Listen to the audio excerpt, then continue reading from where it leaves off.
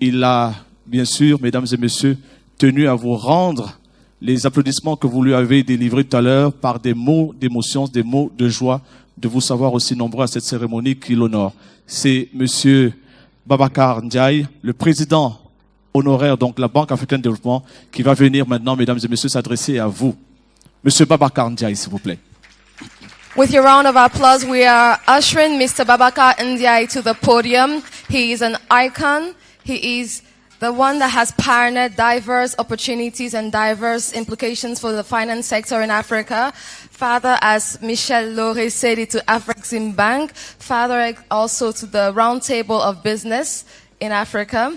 Please put your hands together for Mr. Babacar Ndiaye, who spent all his life, his career at the African Development Bank, of which he is the honorary president. Thank you very much. Tous les vendredis, je dis la même chose, mais j'essaie de commencer une phrase par la fin, une autre fois par le début au milieu. Commencer d'abord par remercier Michel Roussel, parce que c'est vraiment quelqu'un à encourager. Et cette initiative est très belle, et je l'ai dit, quelquefois même téméraire, audacieuse. Ça fait la 6e édition. Et chaque fois, il y a une amélioration, il y a un plus. Et je voudrais voir la jeunesse de notre continent, les jeunes du continent, s'inspirer d'exemples comme celui-ci, quelqu'un qui a un objectif contre vents et marées qui va tout droit et qui, en fait, par cela, par sa volonté, sa détermination, et même par sa témérité qui suscite quelquefois, de la part de ceux qui le regardent, qui l'écoutent, des inquiétudes. Mais il n'en a cure. Il suit un objectif et il le réussit tout le temps et de mieux en mieux. Il va honorer les bâtisseurs de l'économie africaine. Mais comme nous sommes dans son pays, c'est ici qu'il faut le dire. Ceux-là sont à encourager. Ce sont ceux-là qui feront de la Côte d'Ivoire un pays émergent, qui permettront demain à la Côte d'Ivoire d'avoir les investisseurs de qualité, qui permettraient à la Côte d'Ivoire d'être la locomotive qu'elle fut dans le temps, et que maintenant, ce n'est plus une locomotive avec les trains diesel, mais une locomotive en TGV. C'est cela qu'on souhaite pour la Côte d'Ivoire. Mesdames et messieurs, j'ai ici dans cette salle plusieurs personnalités, mais permettez-moi d'en distinguer une ou deux. Nous avons à ma table le président de la Banque africaine de développement.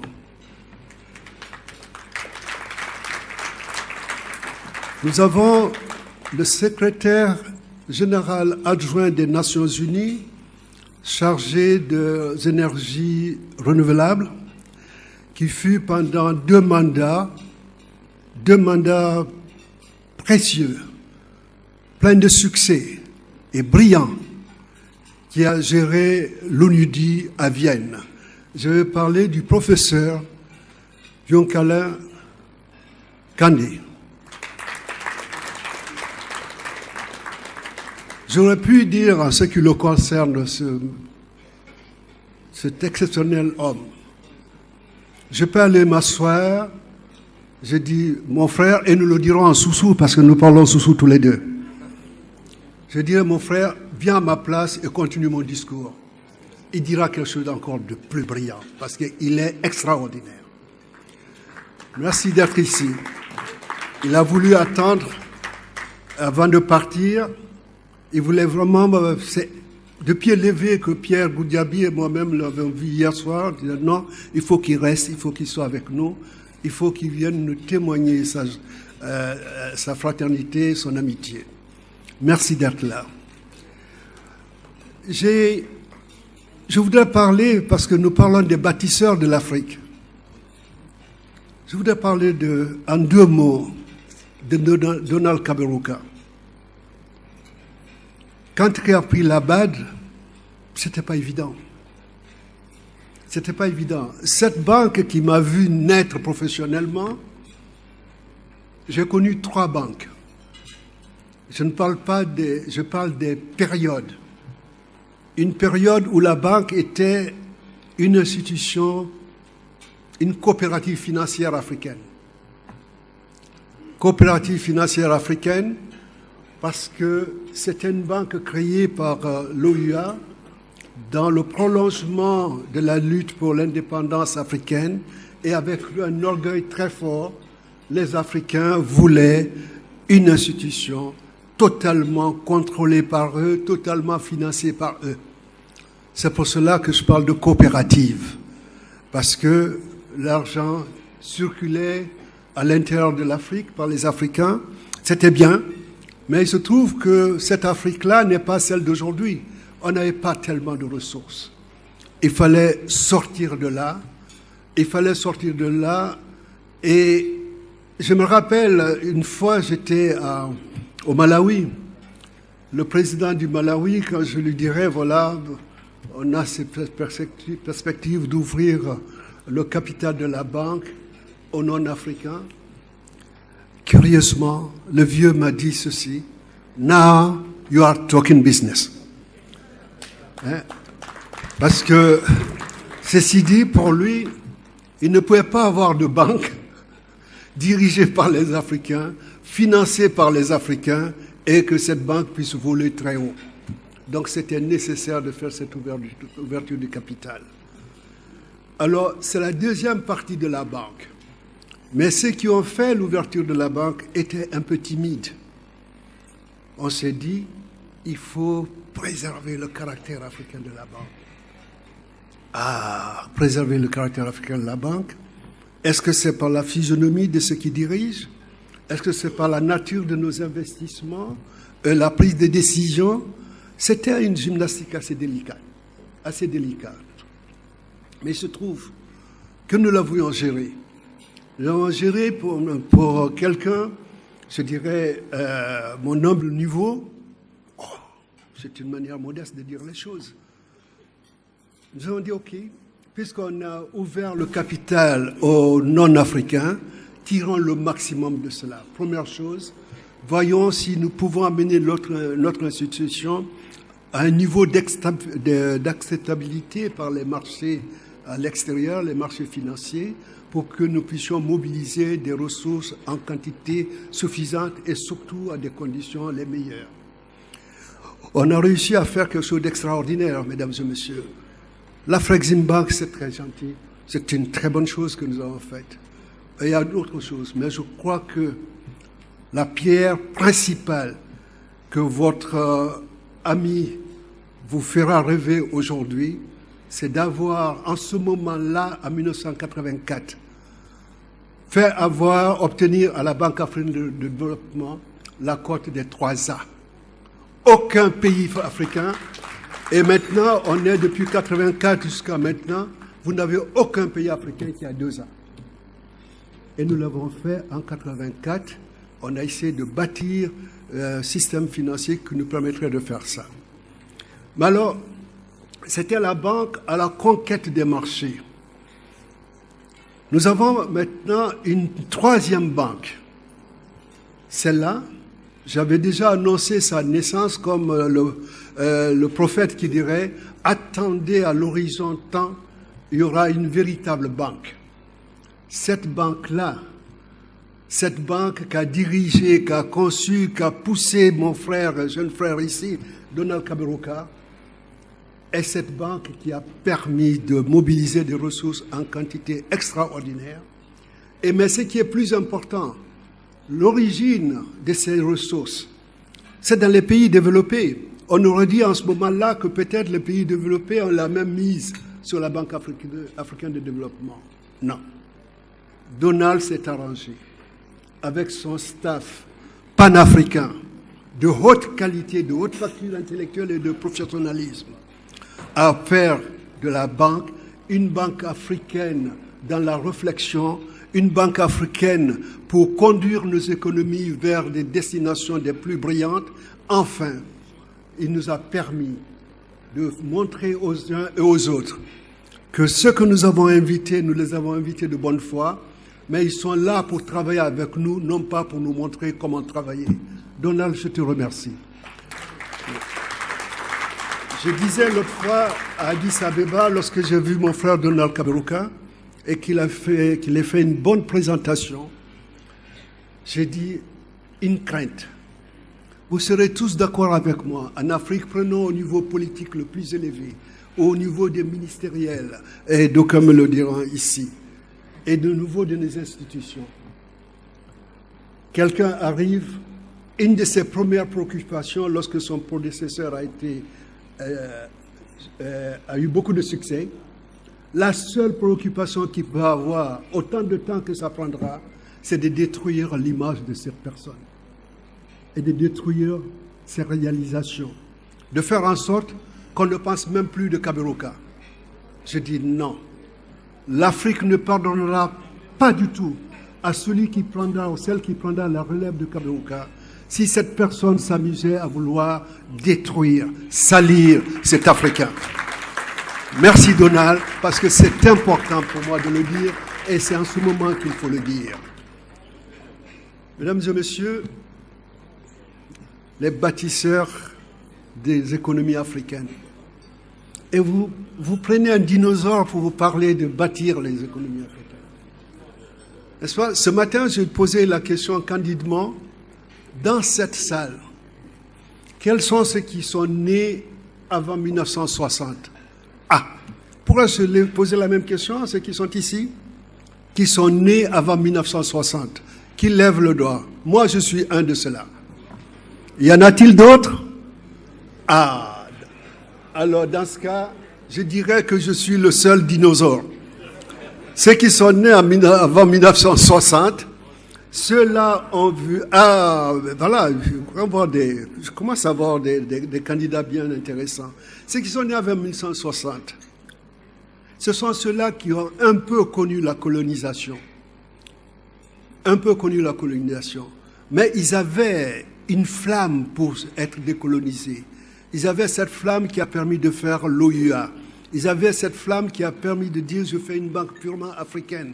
Ils avaient cette flamme qui nous a poussé donc à vouloir faire la décolonisation du continent, à combattre l'apartheid, etc. C'était formidable. Les années 60 passent, on arrive aux années 80. Je sais que ma belle-sœur ici est née après 80. Est-ce qu'il y a des gens qui sont nés après 80, de 80 Voilà, merci Cissé. Merci. Est-ce qu'il y en a d'autres? Très, très bien. Alors ça, c'est ce que j'appelle réellement les bâtisseurs de l'Afrique. C'est cette tranche d'âge qui construit l'Afrique, cette tranche d'âge qui est une Afrique sans complexe et qui va de l'avant pour changer les choses. Je voudrais les inviter à penser l'intégration africaine. Je voudrais les inviter à faire de l'Afrique à travers les chaînes de valeur, que ce soit dans l'industrie, que ce soit dans l'agriculture, à faire une Afrique intégrée, à faire de cette Afrique, encore une fois, une Afrique qui n'a plus à laisser ses enfants traverser la Méditerranée ou autre mer pour, comme des émigrés, aller se faire rejeter dans les mers. Alors, ceux qui sont nés après 80, ça c'est formidable. C'est le visage de l'Afrique du renouveau. C'est le visage de l'Afrique du renouveau. L'Afrique de la haute technologie, l'Afrique de ceux qui ont maîtrisé la connaissance, l'Afrique de ceux qui peuvent compétir partout où ils sont dans le monde. Je voudrais simplement leur donner un message d'espoir. Nous comptons sur eux. Nous comptons sur eux et ils n'ont pas de faire de complexe.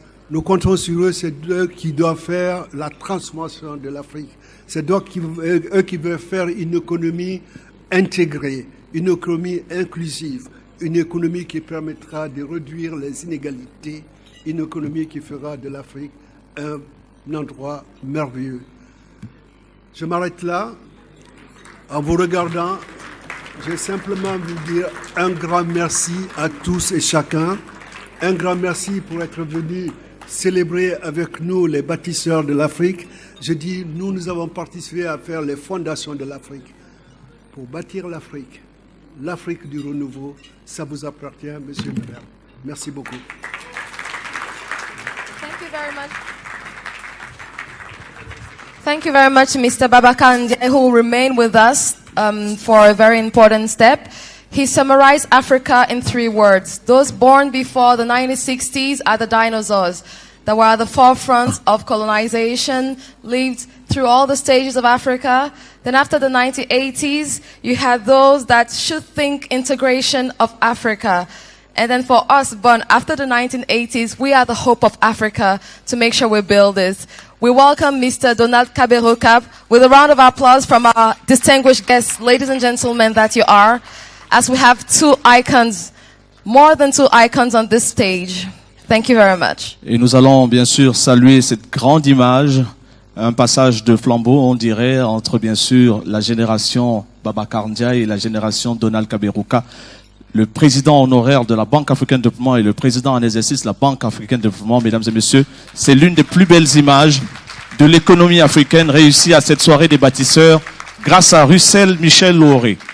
Alors, le président, très contraint donc par un programme qui ne lui permet pas de rester avec nous, va donc attendre le premier récipiendaire. Nous allons tordre le cou, bien sûr, au protocole. Président Babacar Ndiaye, si vous souhaitez vous rester, nous allons accueillir le premier lauréat, l'hôtesse, s'il vous plaît.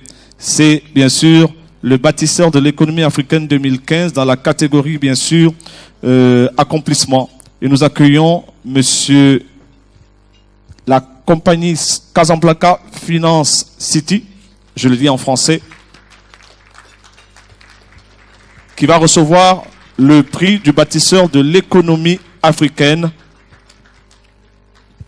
Doris. This is the best portrait to be able to distinguish our first awardee, who is coming forward, Mr. Ibrahim Said, who is the general manager of the finance company of Casablanca.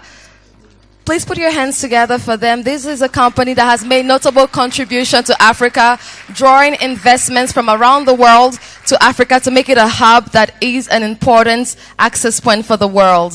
Il s'appelle monsieur Saïd Ibrahim. Il est donc, il représente Casablanca Finance City. Il va recevoir son prix des mains de monsieur Donald Kaberuka. Et tous les deux vont donc devoir nous quitter puisqu'ils ont un impératif. We thank Mr. Donald Kaberuka, Mr. Babacar Ndiaye that made it a point to be at the Night of the Builders Un petit mot, peut-être. of Africa. Merci, je suis extrêmement ému et fier de recevoir ce prix au nom de l'institution que je représente. Malheureusement pour moi, je fais partie des dinosaures.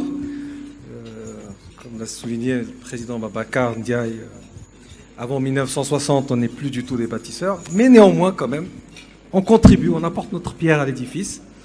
Et au niveau de cette institution, Casablanca Finance City, qui est une place financière voulue par les plus hautes autorités marocaines, dédiée à l'Afrique, qui cherche à drainer les capitaux vers le continent africain dans une philosophie et une approche de partenariat sud-sud, une approche de co-développement et de co-émergence, et finalement une approche qui donne corps à une phrase qu'a prononcée notre roi il y a 1 an, tout juste à Abidjan: l'Afrique doit faire confiance à l'Afrique.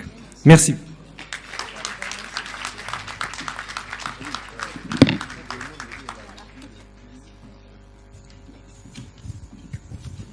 Merci, président, au pluriel.